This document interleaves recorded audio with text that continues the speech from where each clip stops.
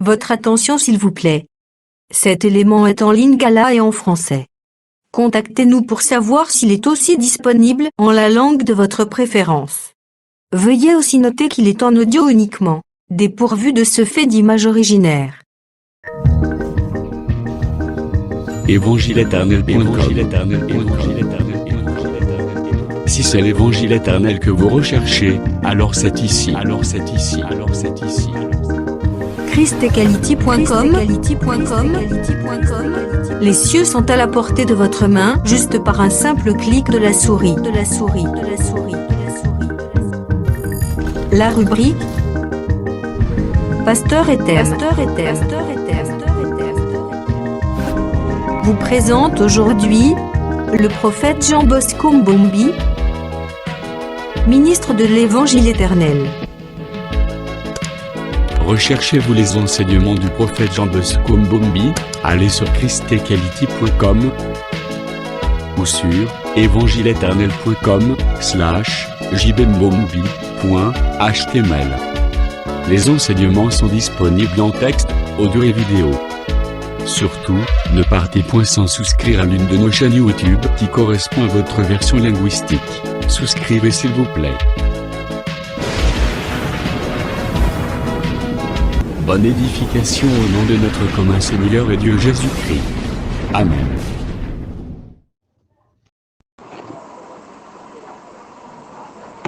Merci Seigneur Jésus-Christ. Merci Seigneur Jésus-Christ. Amen. On acclame pour Jésus. Acclamez pour le Seigneur de gloire. Acclamez pour Jésus-Christ. Il est Bible. Shalom l'Église. Nous allons nous lever pour la lecture des Écritures. Nous commençons par Genèse 50, verset 1 à 3.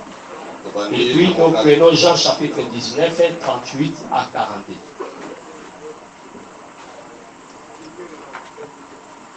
Genèse 50.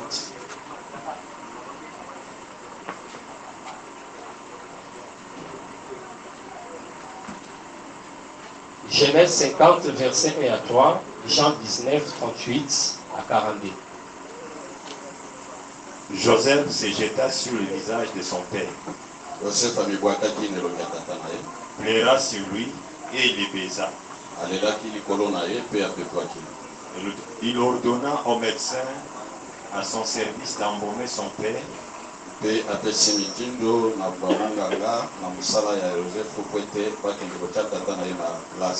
le médecin l'embaumèrent Israël. 40 jours s'écoulèrent ainsi, et il fut employé à l'embaumer. Et les Égyptiens le pleurèrent 70 jours.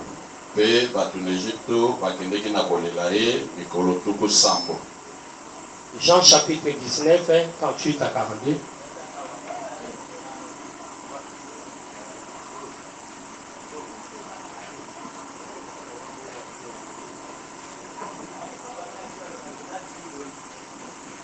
Après cela, Joseph d'Arimathée, qui était disciple de Jésus, mais en secret par crainte des Juifs,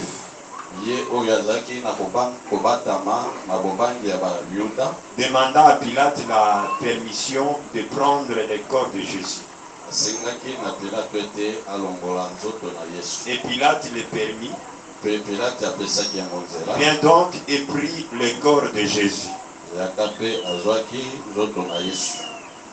Nicodème, qui auparavant était allé de nuit vers Jésus, vint aussi, apportant un mélange d'environ 100 livres de nard et d'aloe.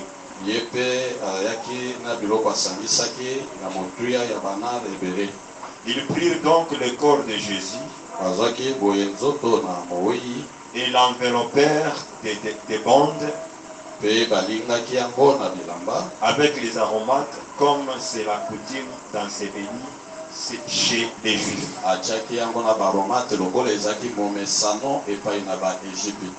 Oui, continue. 43. Or, il y avait un jardin dans le lieu où Jésus avait été crucifié. Et dans le jardin, un sépulcre neuf où personne encore n'avait été mis. Ce fut là qu'ils déposèrent Jésus à cause de la préparation des Juifs. Parce que les sépulcres étaient proches. Oui, on peut s'asseoir. Merci beaucoup. C'est peut-être aujourd'hui qu'on va mettre les points de vue sur notre enseignement. Depuis la semaine écoulée, on a commencé à parler sur l'embaumement. On disait que l'embaumement c'est un procédé ou une technique qu'on employait pour conserver longtemps les corps du défunt. Donc lorsqu'on pratiquait l'embaumement, c'est pour empêcher la pourriture ainsi que la décomposition du corps.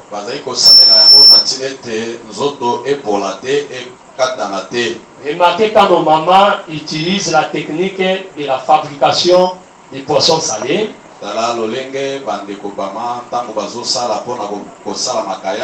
Ils ont l'habitude d'utiliser des sels. C'est pour empêcher la pourriture. Et vous allez voir, les poissons vont se conserver longtemps, on l'appelle poisson salé. Mais dans l'Antiquité, en Égypte, on pratiquait l'embaumement sur les morts. C'est-à-dire, on devait mettre des parfums, les aromates, les baumes, les myrrhes dans le corps du défunt. Et on devait les lier par des bandelettes. Et c'est ça l'embaumement, les corps étaient conservés. Et le Seigneur bénisse.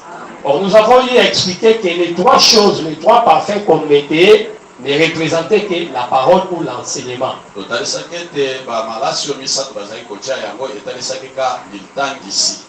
Et pendant notre discours, nous avons eu à distinguer deux sortes d'embaumement. L'embaumement pratiqué par les hommes et l'embaumement pratiqué par les femmes. Amen. Et lorsque nous avons expliqué l'embaumement des femmes, nous avons dit que les hommes représentent les ministres, mais les femmes représentent les prêtres que nous sommes.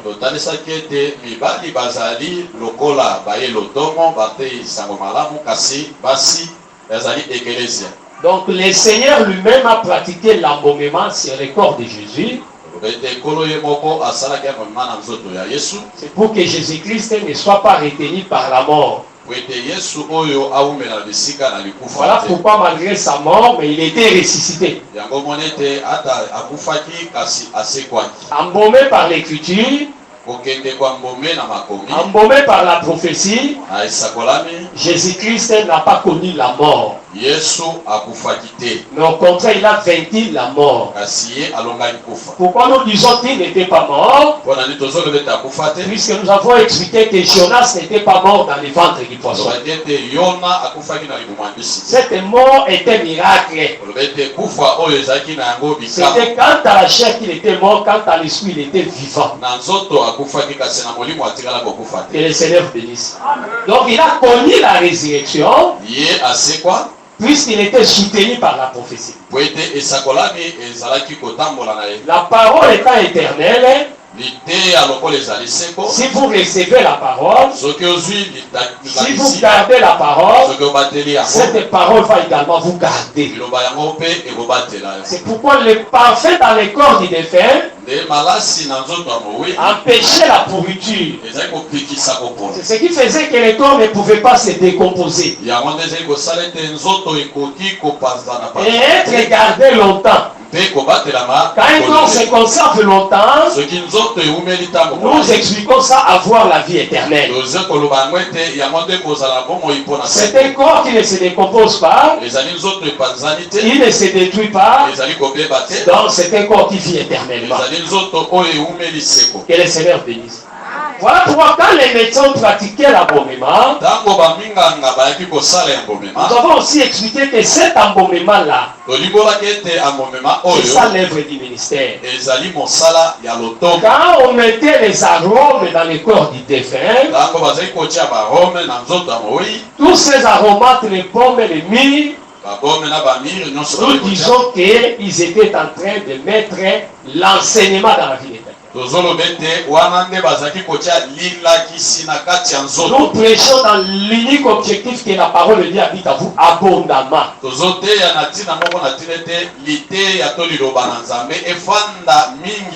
Et quelqu'un qui a reçu la parole ne va plus connaître la mort. Pourquoi? Puisque la parole est éternelle. Que le Seigneur bénisse. Alors remarquez, frère, lorsqu'on a parlé sur l'embaumement des femmes, nous avons touché l'exemple de Marie qui avait répandu les parfums sur les corps de Jésus. Et c'est Jésus lui-même qui va interpréter cet acte ou ce geste. Il dit que cette femme a embaumé mon corps pour la sépulture. Elle a fait une bonne œuvre. Ça, donc pour nous, l'embaumement, c'est le fait de pratiquer une bonne œuvre. À tout moment que vous faites du bien, vous répandez le bien, vous pratiquez l'embaumement. Donc les femmes aussi qui est l'église, nous avons aussi le devoir de pratiquer l'embaumement. C'est là où nous avons dirigé cet embaumement dans 3 directions, en disant qu'il faut embaumer les hommes de Dieu. C'est la lèvre de Dieu. S'il n'y a plus de ministres, peut-être il y aura des courageux pour diriger l'église. Mais sachez seulement que les catastrophes viendront. Les déluges seront là. Amen. Donc, s'il y a l'œuvre de Dieu, c'est puisqu'il y a les hommes de Dieu. Voilà pourquoi l'œuvre de Dieu commence par l'homme de Dieu. C'est pourquoi il faut prendre en charge l'homme de Dieu.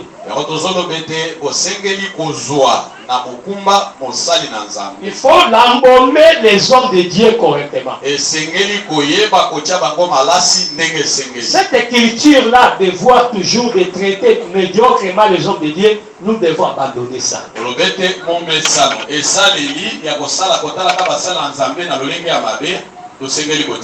Évitons l'habitude de donner quelqu'un la chair malgré nous.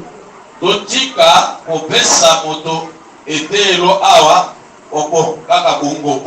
donnons seulement. Il nous a beaucoup dérangé. Et nous disons toujours par principe et par éthique qu'on ne demande pas la chair. Mais quand nous disons comme ça, nous sommes très mal vus par les hommes de Dieu. On ne demande pas la chair. Laissez l'esprit vous amener quelque part. Quand le Saint-Esprit vous amène quelque part, vous serez utile. Déjà l'invitation, c'est une marque de considération. Celui qu'on appelle de venir travailler est payé autrement que celui qui dit je cherche un travail.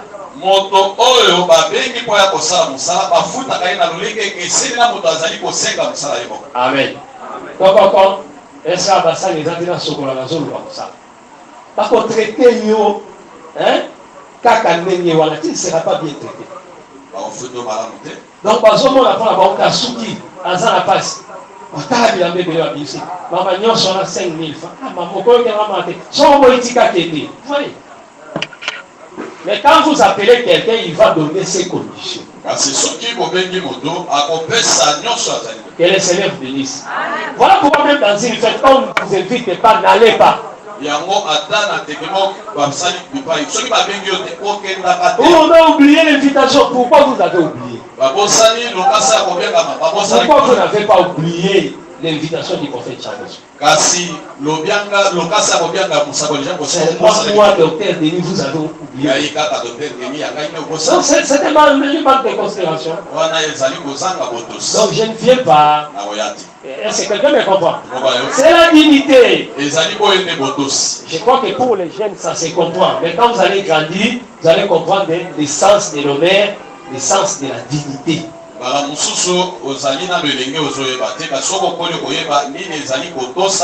Puisque pour les jeunes, vous êtes trop mangés. Il faut se faire la nourriture. Même quand on ne l'a pas appelé, cherche comment il faut finir. Mais commencez déjà à cultiver votre esprit pour la grandeur. C'est donner de la valeur. Est-ce que quelqu'un me comprend? Dans la vie, il faut se faire valoir. Même dans l'amour, il faut se faire valoir. Ne sois pas derrière une femme, courir derrière une femme. Ce n'est pas bien, frère. Ça, c'est un mauvais présage. Ça va montrer que toi, tu vas souffrir avec cette femme-là. Aider une femme à comprendre qu'elle est femme, elle sait qu'elle est là, elle doit remplir son rôle convenablement. Mais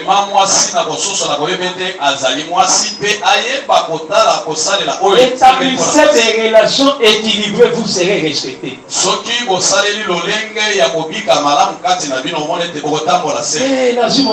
Vous tremblez les garçons comme si devenez bien, vous vous agenouillez, vous allez souffrir, ma sœur. Moi je crois qu'avant le mariage, c'est l'homme qui se plie devant la femme. Il vient avec une diplomatie pour convaincre.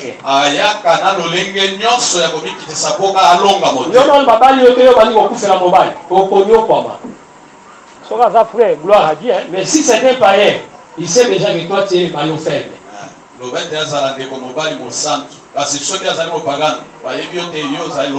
pourquoi il y a des foyers où la femme, l'homme ne demande pas les pardons. Il est toujours chez lui, il a toujours raison.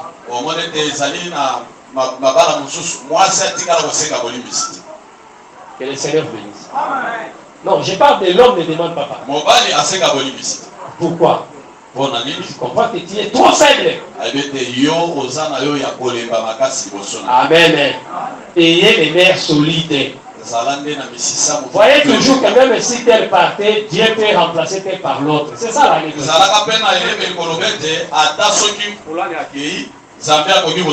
Mateya wana nzongo na mufilimu na ngobolongola yango ezarate. Hein? Na yebi so ma basolo. Mukolo mobali na okufa ozambali siko so awutwa. Koyo mufilimu na yo déjà. Nzamba sala kaka moko wana za mystère. Ouais, les amis, je vous dis vrai. Les amis, les amis, je vous dis que les amis, les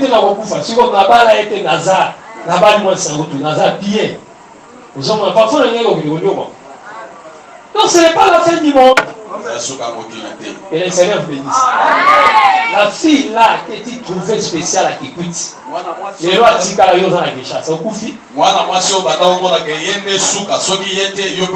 La fille là que tu trouvais terrible à Chikapa, ce qui était. Les lois yo dans la Gécha, c'est au Koufi.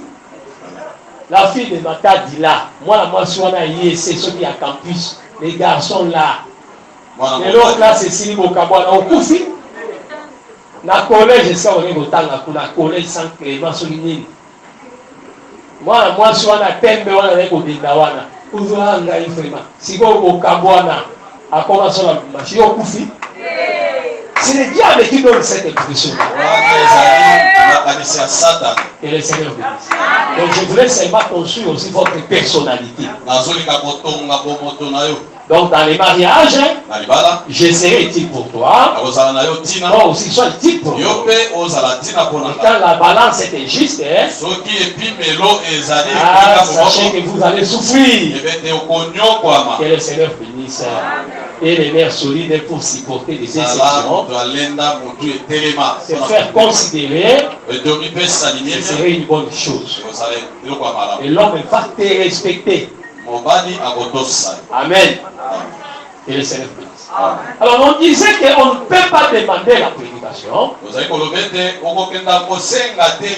sinon on ne serait pas respecté. Mais laissez que vous soyez invités, c'est ce qui fera que vous soyez honorés. Évitons de traiter les hommes de Dieu selon les apparences. Non. La Bible dit l'ouvrier mérite son salaire. Quand un homme de Dieu fait bien son travail, nous devons le bénir. Si nous-mêmes les hommes de Dieu, nous ne savons pas nous considérer, comment est-ce que le peuple pourra nous embaumer?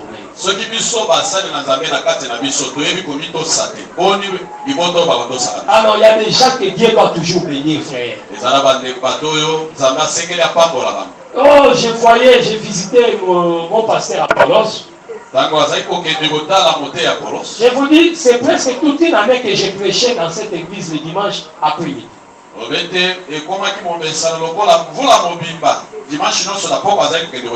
il y avait des dimanches où j'ai prêché 3 fois. Peut-être je commence ici, je pars quelque part et puis je vais terminer là-bas. Mais ce que j'ai trouvé chez cet homme-là, dans cette église-là, la manière de recevoir les hommes de Dieu était différente. Il y avait des fois même quand je prêchais tellement que c'était bien, on dit même aux fidèles, apportez les dîmes chez l'homme de Dieu.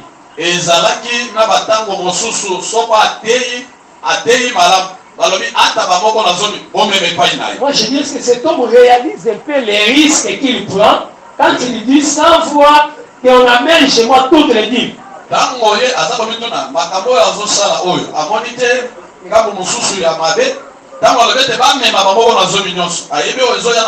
on a mené $100, $100 000. Puisque je vous dis, il y a des montants qui n'entrent pas à tout moment dans les églises. Les hommes de Dieu sont là. Vous pouvez rester là avec les $100, $50, mais une fois vous avez réussi à faire $1000. Mais peut-être pour avoir encore 20 000 $, comme ça peut prendre même 5 à 10 ans aussi.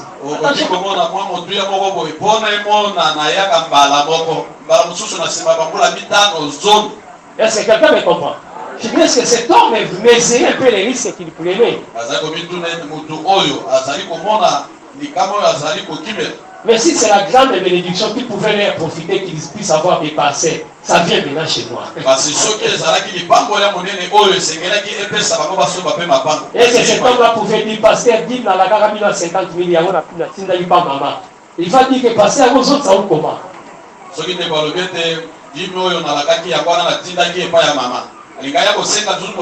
Bref, c'est pour dire seulement, c'est un homme qui a un bon cœur. Que le Seigneur bénisse. Dernièrement, sa fille était mariée. Lorsque nous sommes allés dans la fête, j'ai vu aussi l'enveloppe de la dot. Non, il y a quand même des gens qui nous aiment.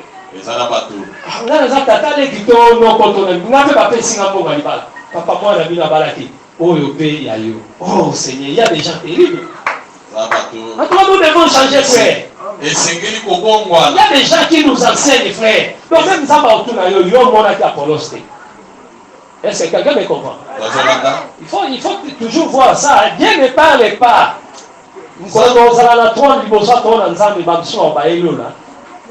Alors là, on dit que vraiment. Parce que les hommes qui est miséricordieux, sont comme ils sont boy. Mais oui, puisqu'il y a beaucoup de négligents. Beaucoup de négligents. Beaucoup de petits, ils sont là dans l'église. Non, ça ne doit pas être comme ça. Est-ce que nous avons tous atteint pour mesurer qui est Dieu et qui est nous?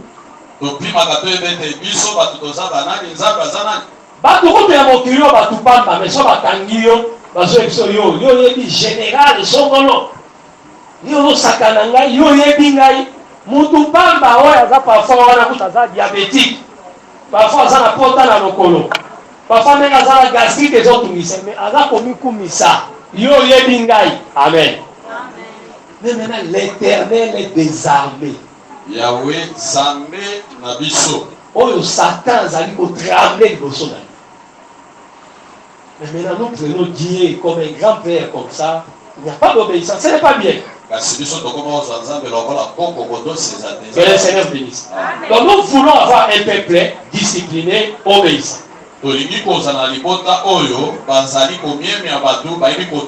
S'il n'y a pas d'obéissance, tu iras en enfer. Examinez votre vie et cherchez à savoir si vous êtes obéissant.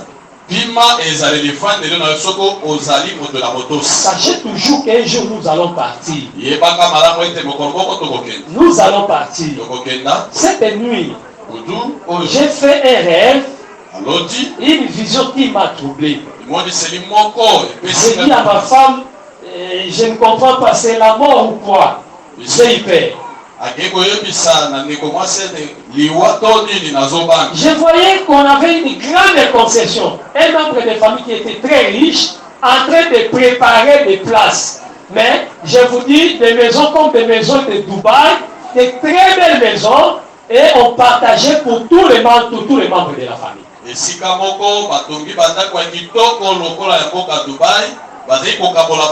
Et j'étais émerveillé. Pour dire en tout cas, j'aimerais avoir une place ici. Non, moi on va me donner ça. Donc j'étais dans la joie de voir que ce qu'on préparait, moi aussi j'ai une place. Très beau là. Donc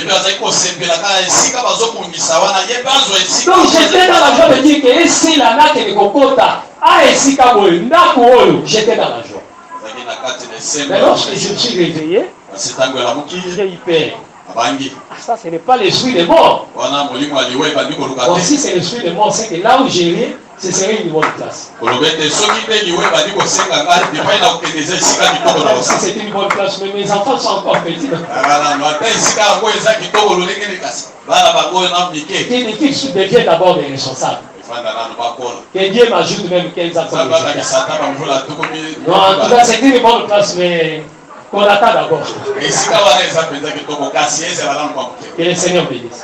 Donc c'est pour dire seulement, là où nous irons, ce serait une prière. Mais c'est possible si nous craignons le Seigneur.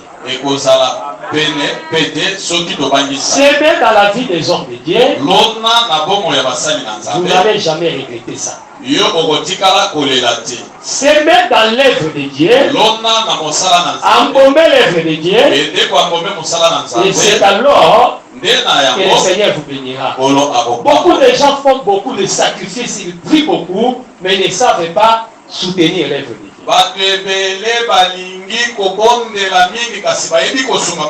Mais il faut faire des sacrifices pour l'œuvre de Dieu. Poser des actes qui seront regardés comme des souvenirs. Et le Seigneur vous bénisse.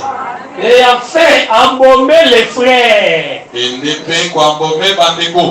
Chaque année, il faut toujours avoir un programme. Même chaque fois que Dieu vous bénit, voyez aussi parmi les frères, je peux partager cette bénédiction avec équipe.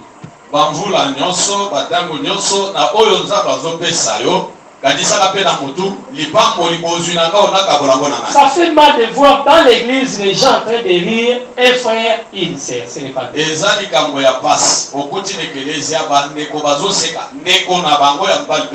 Quelqu'un chantait ici devant. Mon est en train de rire sa blouse ou les chaussures qu'elle a portées. Ah, là, c'est mon bonheur là, dans ma discute. Donc, vous voyez les gens rire là-bas. Moi, je ne voulais pas ça Dieu connaît comment est-ce que nous avons eu un problème avec une sœur. Il est à toi. On exhortait cette famille-là. On avait des membres de l'église dans cette famille. Et cette famille était combattue. On a commencé à prêcher parce que tout le monde est venu à l'église. Et les sœurs commençaient à venir. Mais la vie courante comme ça, ils avaient quand même une vie mauvaise et simple. n'avait pas assez de moyens pour paraître très belle et tout ça. Quand les sœurs commençaient à venir à l'église, les gens qui croient être dans l'église, puisque parfois il y a toujours des gens prétentieux dans l'église qui croient être. Évitez ce que moi je n'ai pas ce comportement. L'église c'est pour tout le monde. Il faut éviter ça. Ne mettez pas les gens mal à l'aise. Tout le monde a sa place ici. Quand on reçoit un serviteur, il soit d'ici. D'ailleurs, on dit cet homme sera avec nous. C'est un serviteur, vous devez les respecter.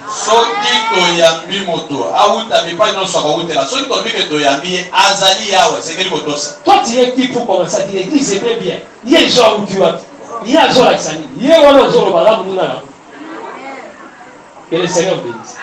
Ça, c'est un mauvais comportement. Serviteur, quand vous recevez quelqu'un, mettez-lui à l'aise, c'est votre frère. Est-ce que quelqu'un me comprend? C'est la maison du Père. Chaque enfant de Dieu, quand il rentre, on les reçoit. Que le Seigneur bénisse. Et parmi les hommes de Dieu, les gens sont mécontents. Parfois même, une classe excelle. Béni, on a outil ce soir. Nous nous les Didier, béni à Outiwa, à Outawati. Moi, il y a Tata, mon sali n'a pas la Tata.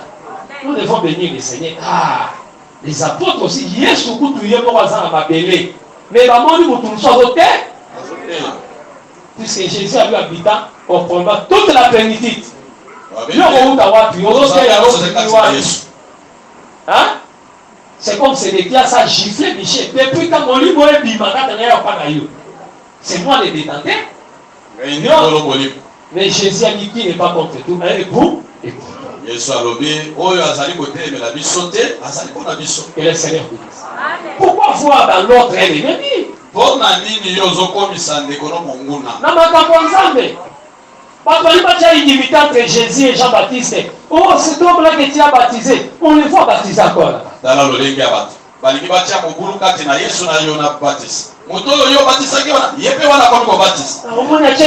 faut ôter. Non. Que le Seigneur bénisse. Nous sommes des c'est la même dans qu'à J pour Tchéji. Donc, quand il les ont les emplois la bâtiment. C'est des choses à la manière pour comprendre l'église et ça va coacher l'église. Ceux qui ont la manière pour coacher l'église.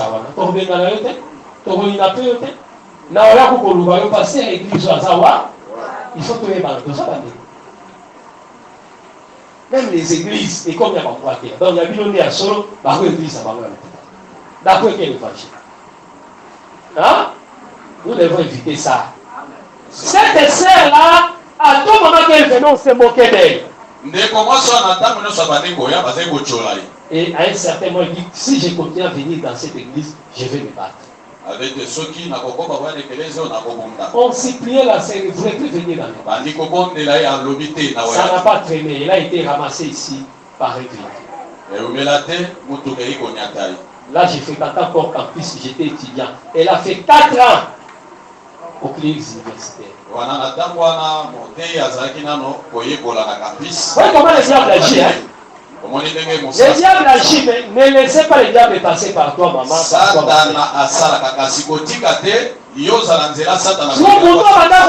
Parfois, il est compliqué, mais le batté. Au bout qui sera ensemble de moi, dans mon corps. Il y a pour le moins moi ensemble, et mon gognon comme un électron. Parfois, quel il va là, nous comme à bota tota. Parce que il va y avoir chama beaucoup de retard sur le bota. Pour écouter ni la famille, ni la bandoki, mais écoutez pas ensemble. Bota tota. Vous voyez, zone sala tota. 4 ans, fiança bundia bundi après une année à Kimi. Nani bala comment il va préparatif faire à Kenda. Et là, la sœur est restée comme ça, le colisée à côté de ma maman. Quand je vois cette sœur, ça m'énerve. Ce n'est pas bien. L'église, hein, c'est le lieu où règne l'amour. Aimer tout le monde, frère. Même celui qui a une déformation, il faut l'aimer. Maman, on dit jeune sœur na solo azamwana na yobenga ye. C'est ça.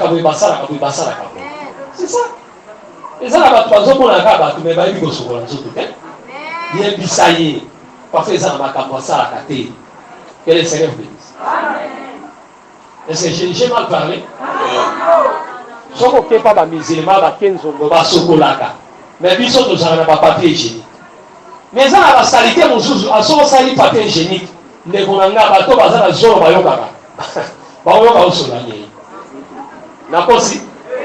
mais bien sûr, nous sommes là, nous sommes à papier hygiénique. Les gens, on parle aussi de et le mot on voit dit, n'a pas aussi dans le zone. On sort au moulanier, c'est qu'on flotter dans le zone. Ils ont beau, bien sûr, le mot la tête. Mais mon temps, sur la maille, là, sur le malin, pour les. Nous sommes. Nous sommes à Kabou, il faut rien quoi. On va aller au Sanani, même il dit, alors on va aller au Mobile. Là, moi, si mieux, ça ira à Mobile. Alors, on peut se tout le monde. Ce sont les lieux qu'on a été, la voyage qu'on a dit, il y a mon colo. Même au col, il faut qu'on y ait là. On réussit avec la main gauche pour protéger cette main ici. Est-ce que dans la verset, vous commandez voilà? Esaïe 12. Quand vous irez dans les grands besoins, il n'y en a pas, frère. Exact. On doit vous enseigner comme ça pour que vous soyez des hommes. Que le Seigneur bénisse. Embaumer les frères. Partagez les habits. Celui qui en a deux, donne à l'autre. Aimer tout le monde, il faut qu'il y ait l'amour parmi nous. Et la Bible dit, dans l'église primitive, il n'y avait pas d'indigents. Mais parmi nous, il y a des gens qui ont $50 à combien vous faites. Mais tu peux aussi prendre ça, tu donnes à une sœur, pendant que tu as ta kwanga, pendant que tu fils à ta ma papa, ma papa 5 000, avec $50, attends moi 10 paires l'autre.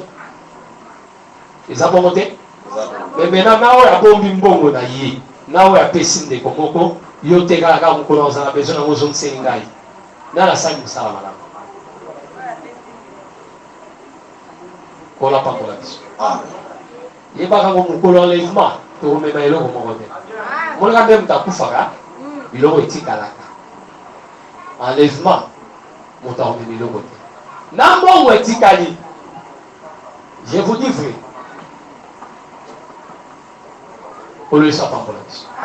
c'est que quand mais quand vous donnez chez les frères, c'est un grand investissement. Donc parmi nous, on ne doit pas voir des indigents. Cela est possible comment? Si nous avons les regards sur les démunis. À tout moment, vous sentez que les frères manquent. Pour résoudre comment l'aider. C'est pourquoi même chez nous dans nos églises, il n'y a jamais de projet de développement. Ça n'existe pas. Et ce qui m'étonne, construire les écoles, les hôpitaux, pour certains, c'est ça, les œuvres de Nicolaïtes.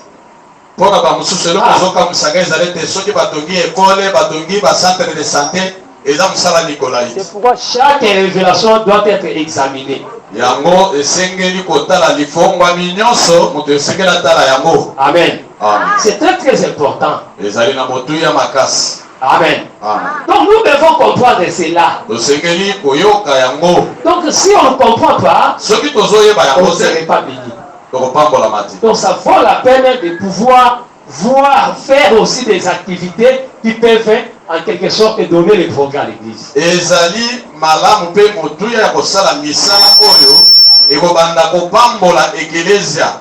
bien souvent aussi les gens que vous voyez ici, les frères, sont des insolvables.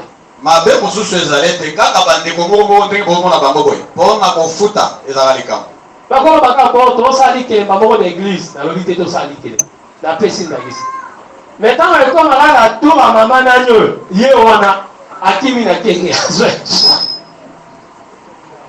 On n'a pas mon avis.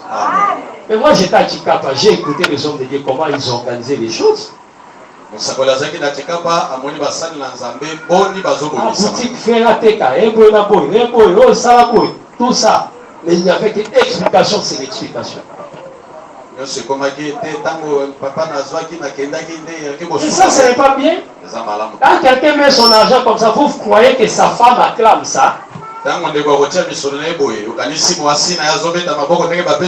ils n'ont pas la famille. Mais quand on accepte quand même, on voit maintenant que les gens qu'on est en train d'aider, ils ne font rien. Ça, c'est pas bien. Avec les frères, c'est toujours comme ça. Ozu Moussala, Oluki Moutalibanda, ça va. Oluki frère, ou Abel Saka. C'est pas bien. Que le Seigneur bénisse. On a travaillé dans ma frère Guy, ma sœur Moussala Malam. Mais Moussala Moussala, un de nos frères Kaka, la Pesara Moussala, il y a communauté. Assis ça n'a pas et que n'a pas Bongo. Attention, que pasteur Nangaï vraiment rien. Et que n'a pas Bongo. Excuse était ni qui a passé simple. Sur ce qui Moussala va bien nous sur le baquet, pasteur Azana Banana Yawa, Azoti Kabiso de l'Oramtumsus, c'est pas bien. Hein? Et les salaires bénissent.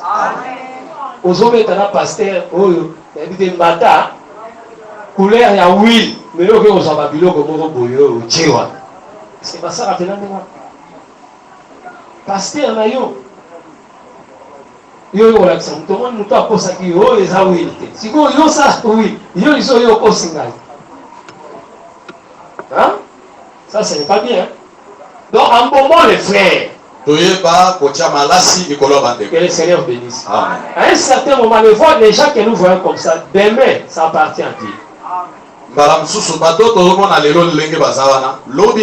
Laissez le temps au temps. On dormait sous l'hangar là-bas les années 97-98 de l'autre côté là. Mais aujourd'hui, certains d'entre nous sont aux États-Unis, ils sont ailleurs. Mais certaines personnes qui nous aidaient, aujourd'hui ils manquent. C'est pour dire laissez mon ici tourner. Mais il y a le bien que vous êtes en train de faire, que vous n'allez jamais perdre. Que le Seigneur bénisse. Embaumer les ministres, j'insiste. C'est moi ici, je ne sais pas qui avait payé sa dîme. Mon montrez je vais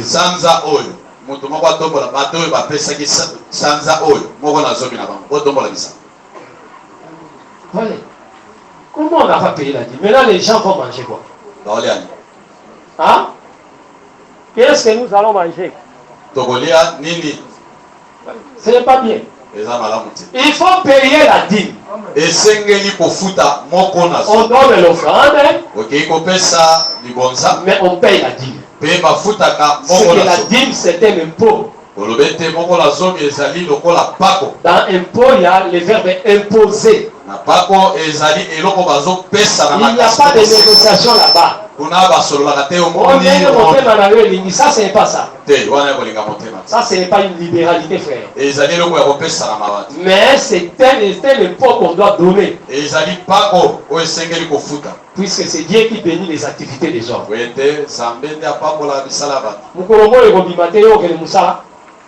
Hein? Ok, les sous, ça a été. Bon, t'es dans la boutou, comme il y a un bandorite. Ok, n'était. On l'a pas pour la vie. Les hommes ont dit ça, moi. Aussi, ma casse, ma bandorite, les hommes, les hommes, les hommes, c'est bien. Il ne faut pas oublier Dieu. Vous n'avez pas une facture pour payer. Mais payez la dîme. Et les salaires bénissent. Donc ne laissez pas les hommes de Dieu comme ça. Alors quand on parle ici l'embaumement, nous disons que quand les hommes embaument, nous disons c'est l'œuvre des ministères. On expliquait que les corps de Jacob ne pouvaient pas aller dans la terre de Canaan sans passer par l'embaume.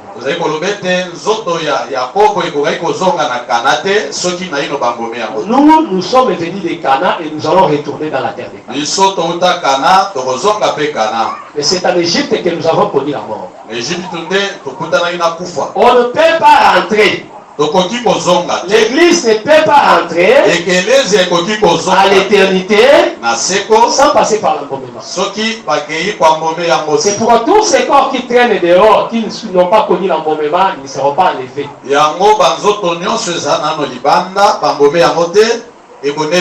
L'embaumement ne se fait pas chez vous, mais dans l'église. Là où il y a les hommes de Dieu.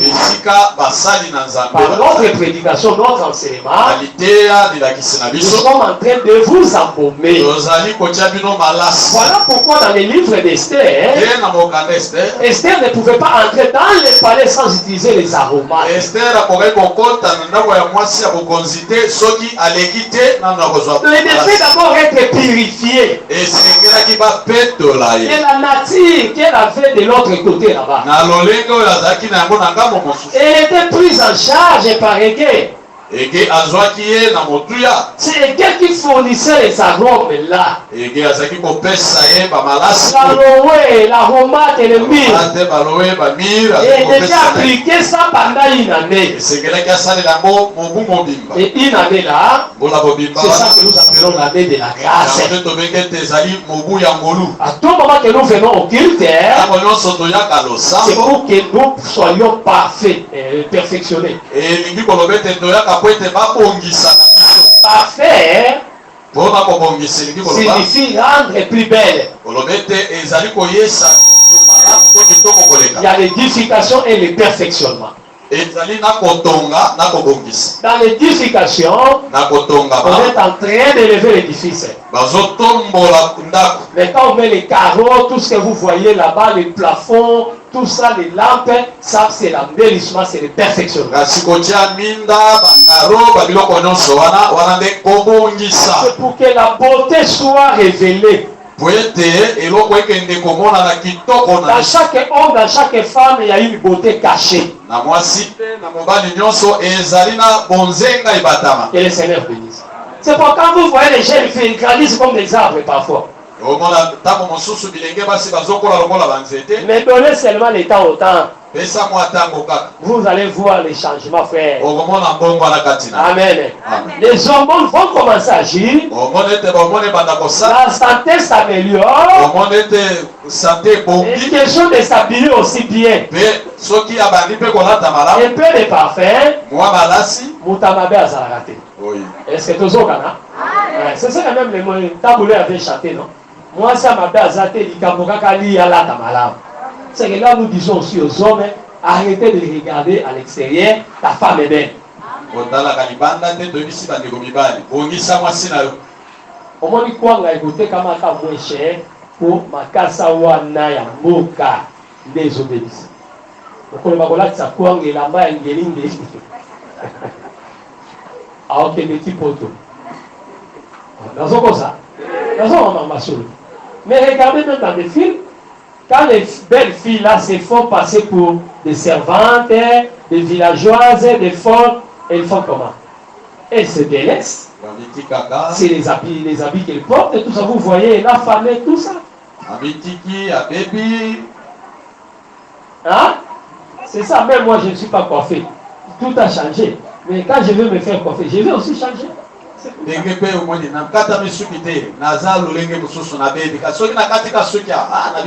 Voyez comment docteur est beau, il est bien coiffé.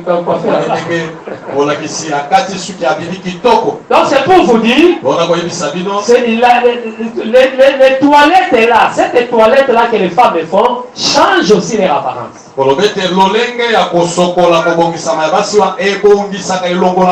il ne faut pas dire pour la femme au centre, Coco c'est la chose. L'idée à les arabes sauter. Hein? L'idée à la bisoté à Bomoté. Et au commis ma maison, on a commis Mara, on a commis mon centre. Vous avez dit ça pour la foutre.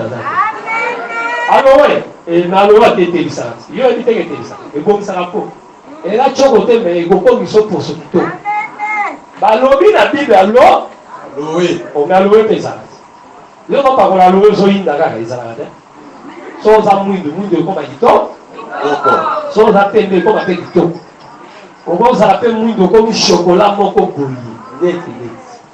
Est-ce que quelqu'un me comprend? C'est que na combo ya libasantu on a commis ma belle na combo assemblée de saints bien. On n'enseigne pas les gens à être comme Jézabel, mais on enseigne les gens à être propres. Moi, c'est que la destin pas parcourir ma futa. Si on ngai Jean Bosco na osepela moi sangate pas parcourir ma futa. Il faut pas parcourir ma futa pour la sepela. Yo mitinga boy maman musanto. Hein? On va la revoir à l'hôpital. Et là, nous allons nous attendre à passer par le but à yoga. On va vous dire, on va bloquer. Hein? Yo, on va Kubuka. La tombe assemblée des. Ils sont tombés à Boboté. Nous sommes à parole, moi, pour traîner les amis sous-côté. Nous sommes à brillant dans le bébo. Mais on peut se business. Et donc, c'est l'Assemblée des Saints. L'évangile est athée. Nous avons notre serre ici. Roi Sepeli Naye pour avoir parlé à ma fou. Si vous avez parlé à ma fou, quand ça va à Munga Benda, ça va les coques. Hein? Au Sokola Mekabo, ils allaient sous. Au Sokola Sokinani, ils allaient sous. So, aux Okuba, aux Okuba, aux Okuba, aux Nani. L'Assemblée des Saints, c'est ils sont au monde. Que les Seigneurs vous bénissent. Donc, soyez propres. Ni Camino, na somba sacrifice, nous voulons à la laine. Yamala, takola mafuta, c'est l'eau pour naïo. Pour naïo, il y a mouidou, pour naïo, il y a chocolat, pour naïo, il y a pembe, soit propre. Est-ce que tu vas gagner? Et les frères seront contents. Même si la zone de Bobala, ah ouais, on va la yote, à Kopona Oyo, ah ouais, on va y des hommes. Hein? On va y avoir hein? Si? C'est ça, vous êtes des femmes. La beauté, cherchez la femme. C'est pour un homme qui cherche à être toujours très beau, ce n'est pas bien. Hein? Mais cette beauté-là, on voit ça chez la femme. C'est quand même dans les mariages, c'est que les dépenses que font les femmes pour paraître et les dépenses des hommes. Vous allez voir, l'homme se fait coiffer, il est toujours comme il est là.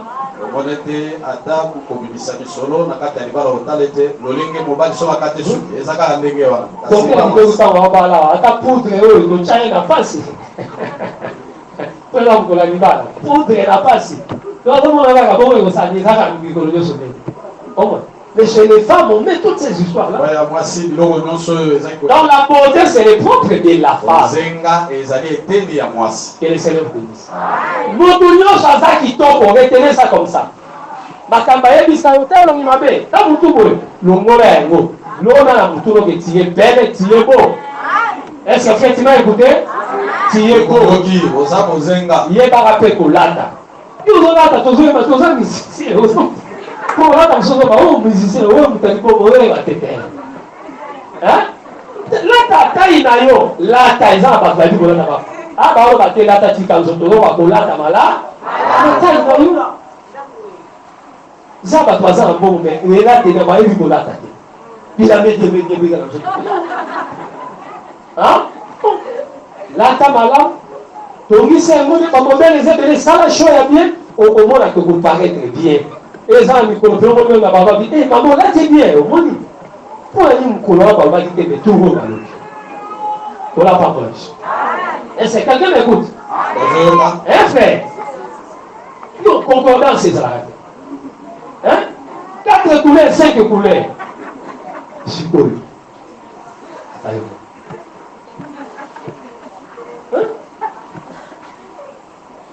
Quand on a fiancé, si on compte la fiancée, on peut s'y comprendre. C'est alors qu'on a quand à brûler. Alors, on a eu pour les latéines, on va dire qu'on s'y est nommé. Tous les gens qui les ont toujours la bateau et ma pesaka, nzela. Au coma, moumou ya bagodeliste était, mais ils ont la bateau malaksaka kanze. C'est ça. La taboué, la taboué. La taboué, la taboué. Et le parfois la taboué, la sandale, la taboué, tout ça, c'est comme ça. Est-ce que nous allons pas bon?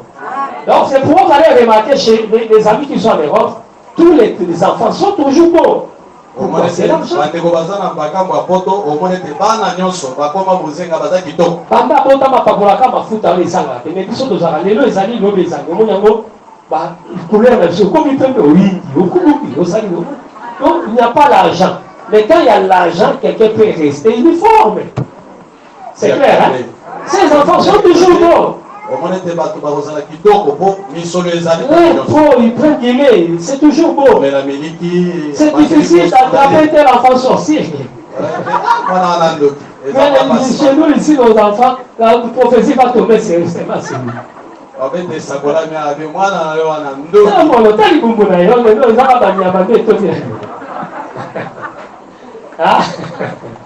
On l'a pas pour la mission. C'est la mission qu'il faut qu'on s'abonne à la mission. C'est toujours là. Il faut qu'on s'abonne. Quand s'abonne à soupe, t'as la bonne soupe. Hein, maman? Tu abandonnes trop. T'as pas la jeune fille, là, yo. Vous croyez comme ma maman livre. Il y a qu'un homme qui va valer à moi, la moisse. Hein? Il y a des après compétition. Comme ça, moi, la moisse dans le terrain. Hein? C'est ça. On sent quand même que jeune fille a du macao. Il y a non. Quand ma maman a chaque bazar pour se débrouiller, même lui pour aller sa jeune fille là, hein? Pour équiper pour la tête. Mais moi aussi pas comme si. Et on est là, la classe à Bilamba Yanda. Dans la 6e, dans la 5e. Si vous y avez là, quand il y a des bateaux, il y a des arabes concurrence, hein?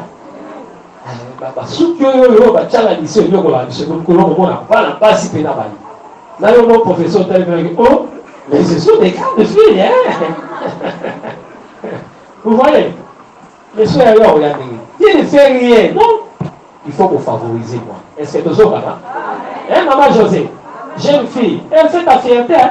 Elle est belle, elle fait ta fierté. Quand on va présenter, au moins dans l'angaï. C'est la leçon. Et les Seigneurs plaisent. Donc, on c'est l'assemblée de ces macambous.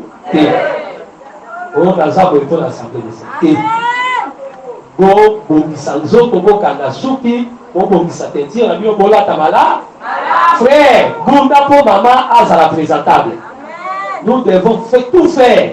Les amis, il faut tout ça là. Pour maman, Azara Mala. Ils ont honneur pour la mission. Et c'est toujours là. Maman, Gunda pour la banane. Et c'est que on va le dire. Que le Seigneur bénisse. Donc nous disons que Esther ne pouvait pas entrer dans la maison sans pourtant appliquer cela. C'est ce que dit le livre d'Éphésiens 5. Afin de faire paraître cette église sans tache ni ride. Donc il y a chacun la pose à moi c'est qui toque sans tache. Si vous gagnez moi c'est un gars bouton. Oh, Jésus c'est notre modèle. Notre modèle. Il y a aussi la moi ça m'appelle un moi ça là la zolo. N'appelle moi ça il faut boire. C'est ça. Et c'est toujours là.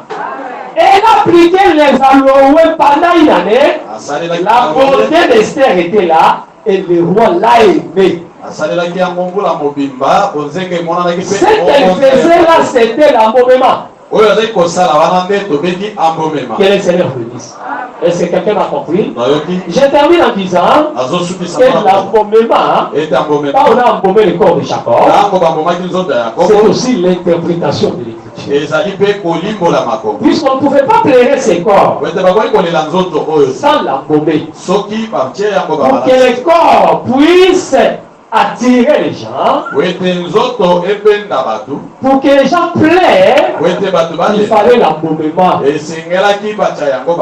corps qui n'est pas embaumé, cette pourriture va chasser les gens. Les gens ne seront pas plairés. Mais pour plairer les corps calmement, il fallait l'embaumement. Pour on a embaumé les corps, c'est alors que le peuple pouvait plairer. Que le Seigneur bénisse. C'est-à-dire ces corps-là embaumés, c'est aussi l'écriture qu'on a interprétée. Donc nous les médecins, les ministres, quand nous interprétons l'écriture, c'est aussi l'embaumement que nous sommes en train de pratiquer. Amen. Il faut vivifier l'écriture. La lettre est une. Là, nous sommes dans 2 Corinthiens chapitre 3, 4 à 6. Mais l'esprit vivifie. La lettre tue, c'est-à-dire dans la lettre, il y a la mort. Mais pour ôter cette mort, il faut vivifier par l'esprit. Oh, l'esprit, ce sont là les parfaits que nous appelons. Que le Seigneur vous bénisse. C'est pour remarquer Jésus. On devait l'embaumer pour être enterré. On n'a pas laissé Jésus suspendu à la croix. Mais cette démarche n'était pas les démarches des femmes, mais des hommes. Ce sont des hommes. Nous voyons cet homme-là, Joseph. Nous voyons Nicodème. Donc c'est lui qui a demandé qu'on puisse descendre les corps. Pour que ces corps-là soient enterrés. Amen. Donc l'écriture ne doit pas être suspendue. Il faut que nous interprétons pour que ce soit enterré dans notre cœur. Et le Seigneur bénisse. C'est pas l'idée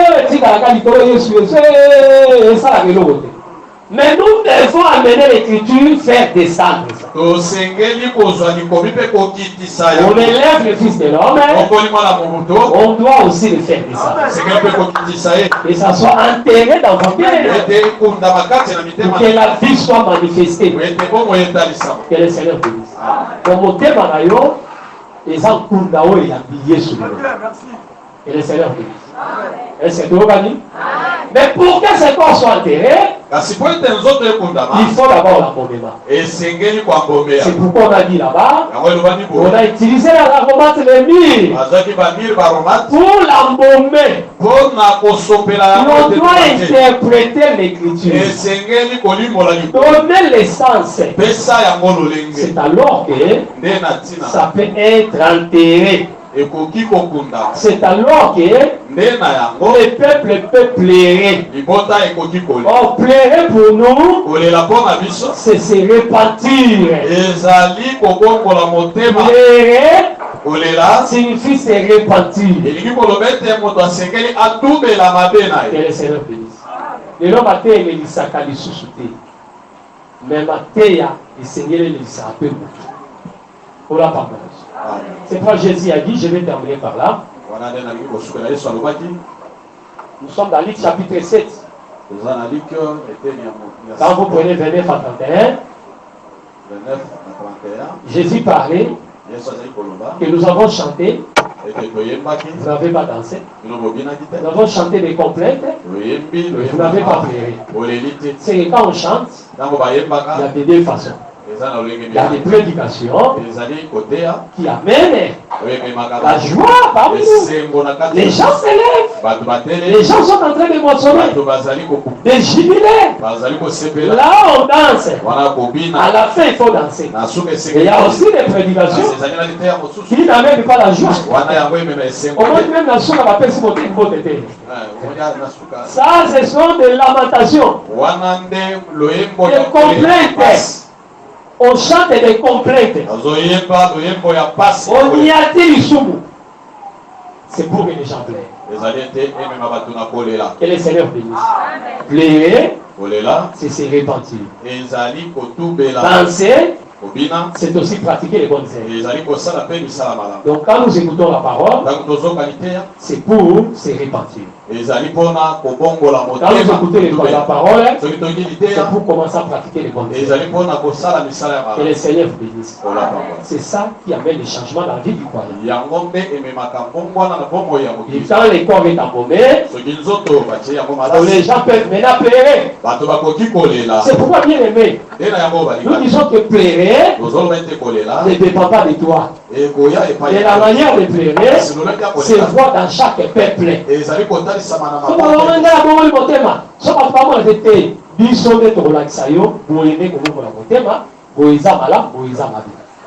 que tu sais?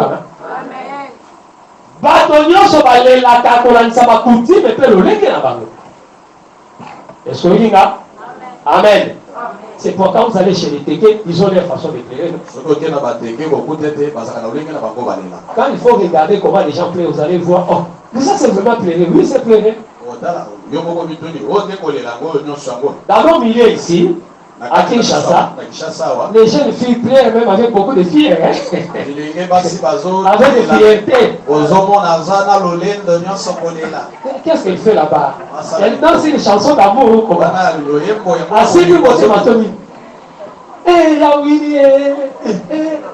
Vous voyez quelqu'un fait comme ça. Donc, quand vous allez là-bas, vous allez voir comment les gens sont en train de pleurer. Donc, ce sont les propriétaires, frère. Ceux qui va les lire bien, il peut s'arrêter par la passe. C'est tout ça qui va et qu'on ne va pas sous papa. Est-ce que tout ça c'est ça? Quand il est là, il y a des gens et qu'on ne va pas là. Est-ce que ça va madame? Au moins que les matins, on a besoin de l'éviter. Autant il est qui n'a pas fait le mobile. Autant il m'a envoyé qui m'a dit pour les là. On les lit pensant pour la montrer à profiter, on les lit pour d'aller. Est-ce que tout ça? Il a pensé mais ça il fait dans Moussala 4 langates mais comment moi me colle et ça il est dans la parole. Qu'on l'a pas pour la. Ne bolé là on a wana bossa la pour ni basala ka boy. Pour basala ka boy te ba olé. Ya William Koufié amen. Ya général qui pour basala ka boy. Pour ni basala ka boy. Ils ont appris ça chez les mamans. Que le Seigneur bénisse. C'est que ce sont les mamans qui nous montrent comment pleurer. Dans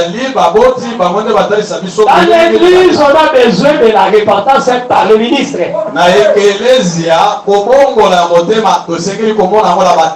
En tout cas, il faut qu'on la monter pour trouver la bonne. Que le Seigneur bénisse. C'est pourquoi le ministre a le couta à cause de la carte de prier. Donc, on a pas pour la vie. Amen. Est-ce que quelqu'un me comprend? C'est-à-dire notre repentance amènera aussi votre repentance. Et le Seigneur bénisse. C'est pourquoi, tellement que nous sommes sérieux, les gens qui sont autour de nous sont aussi sérieux.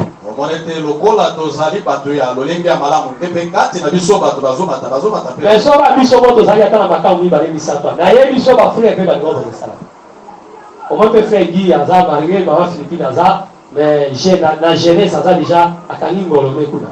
Et les Hazard ne m'ont pas que les Mémoires. Des amours d'église, tous au moins. Qu'on n'a pas pour la. Mais le mot la biso au Pessim d'Akissa, l'église à biso, la bézalité de la Kazali, qui n'oumba et Zarakati. Ça, j'ai béni le Seigneur. Et le Seigneur. Tout le Zarakati. Tout le makambo aux yeux, puis on la radigué dans makambo. La qui s'en va makambo à bénir à la carte église. On va ça, il va avoir maintenant. Papa, vous lui avez moi ça. Il y a au moins la makambo. C'est ça. Qu'on n'a pas pour la vie. Et pour tout le monde, ça se passe même dans la zone. Ceux qui doivent dire à mon niveau, là, j'ai un problème. Donc, dans la zone, dans la zone, on là-bas. Je ne sais pas, avant de gagner la gaille. Biso pe kokangele biso te omoni toza biso na biso touti musika non akoyoka tokosungaye. Amen. Voilà, nous sommes arrivés à la fin. Que le Seigneur bénisse. Nous voulons que la vie de Christ abonde en Dieu. Quand nous interprétons la parole, C'est-à-dire, c'est pour que les corps soient bons, pour que vous plairez. Les gens qui plairent premièrement sont liés à les femmes plairaises. Ce sont ces femmes-là qui permettent aux autres de plairer. Nous, les ministres, nous sommes des femmes plairaises. Et c'est par nous que vous allez plairer. On va vous convier à plairer. Les enfants imitent les parents. Même vous allez voir une petite fille, maman, elle reçoit les parents. Mais dis-moi pas ta salité. Vous voyez, cet enfant-là imite sa mère. Le Seigneur bénisse. Donc, imitez les conducteurs, vos prédicateurs. Ils voient en vous la repentance. Et vous pratiquez les bonnes œuvres. Et le Seigneur Jésus-Christ vous bénisse. Nous allons prier.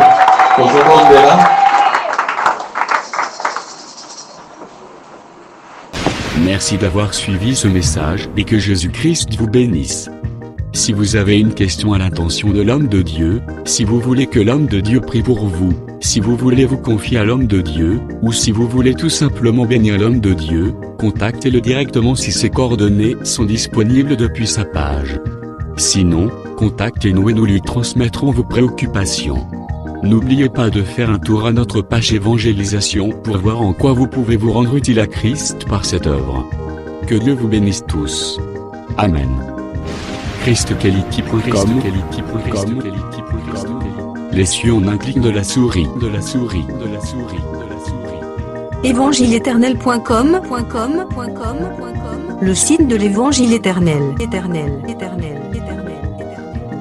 Christ Equality Fondation, équilibrer la manne ramassée dans le désert de sorte que chacun ait un maire.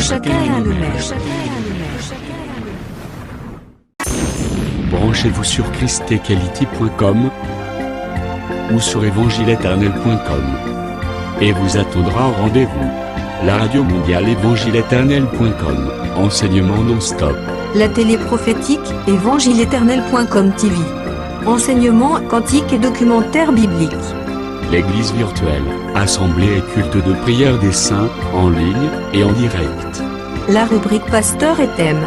Retrouvez tous les ministres de l'Évangile éternel, en vidéo, audio et texte. La rubrique Bible révélée, explication prophétique de la Bible, mot à mot. La rubrique questions et réponses, expose les réponses des ministres à vos questions difficiles et compliquées. La rubrique prophétie et actualité, décrypte pour vous l'actualité, en rapport avec les prophéties bibliques. La rubrique Aréopage, ouvre à tous, et sans censure, le libre débat et exposition contradictoire. Évangile-éternel.com démystifie au moyen de l'enseignement, des erreurs, des fausses religions, églises, doctrines et philosophies.